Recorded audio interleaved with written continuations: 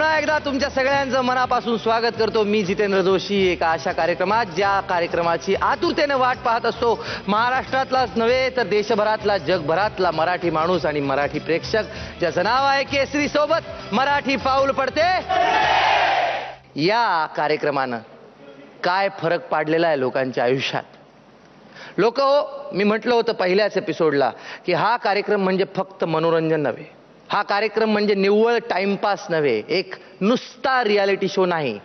हा कार्यक्रम असा कार्यक्रम आहे ज्या कार्यक्रमाने महाराष्ट्रात लपलेल्या महाराष्ट्राच्या कानाकोपऱ्यात लपलेल्या अस्सल कलावंतांना हे व्यासपीठ हक्काचं व्यासपीठ उपलब्ध करून दिलं। या कार्यक्रमामुळे फरक काय पडलेला आहे तर हल्ली लोक असा विचार करतात की या कार्यक्रमात येऊन गेलेल्या कलाकारांची छोटी छोटी कला आपल्या घरातल्या लेकरा बाळांच्या अंगात सुद्धा आत्मसात केली जावी। आता लहान मुलं मल्लखांब शिकायला जाऊ लागलेली आहेत। आता इथे आलेले जे कलाकार आहेत त्यांना वेगवेगळे कार्यक्रम मोठमोठाले कार्यक्रम मिळू लागलेले आहेत। एवढंच नव्हे तर घराघरामध्ये चर्चा आहे ती आपापल्या घरातल्या लहान लेकरांच्या टॅलेंटची आणि अनुभवांची। आणि त्याचबरोबर चर्चा आहे आमच्या दोन लाडक्या परीक्षकांची। स्वागत करूया आमच्या परीक्षकांचं, आपल्या परीक्षकांचं। मकरंद देशपांडे सर आणि मुग्धा गोडसे। पहिल्या फेरीच्या शेवटी आपले परीक्षक म्हणाले होते की कॉल बॅक घेणार आणि त्यामध्ये काही स्पर्धकांना पुन्हा एकदा संधी मिळणार। त्या संधीचा लाभ उठवत आपल्याकडे येत आहेत। जोरदार टाळ्यांनी स्वागत करूया रत्नागिरीचे श्रीकांत ढालकर साहेब। देवा तुझ्या दारी आलो,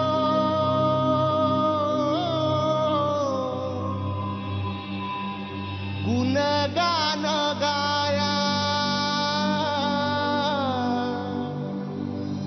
तुझ्या इनामान साचा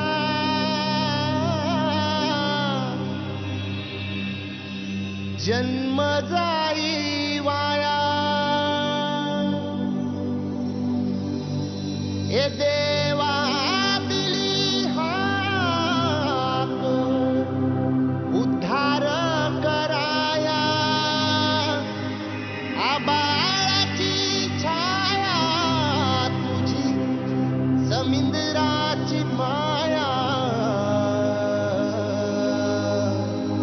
मोरया मोरया मोरया मोरया मोरया मोरया मोरया मोरया मोरया मोरया मोरया मोरया मोरया मोरया।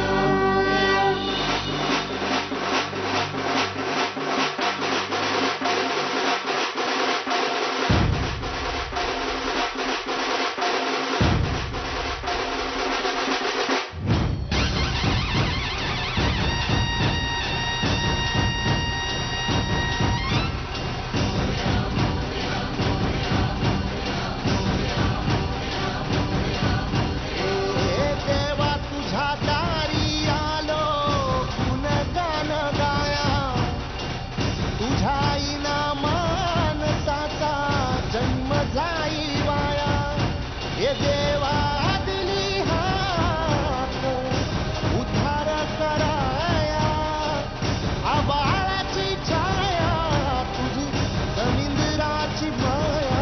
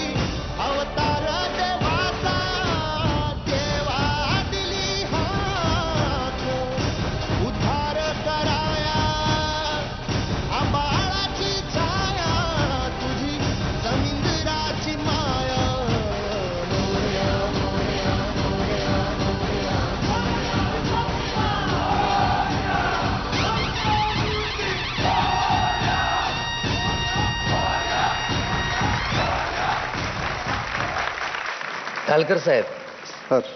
मला असं वाटतं की हा मातीतला गणपती, मातीतल्या माणसाचा आणि मातीतला गणपती. साध्या माणसाचा, शेतकऱ्याचा गणपती वाटला मला स्वतःला पाहता. बरोबर आहे.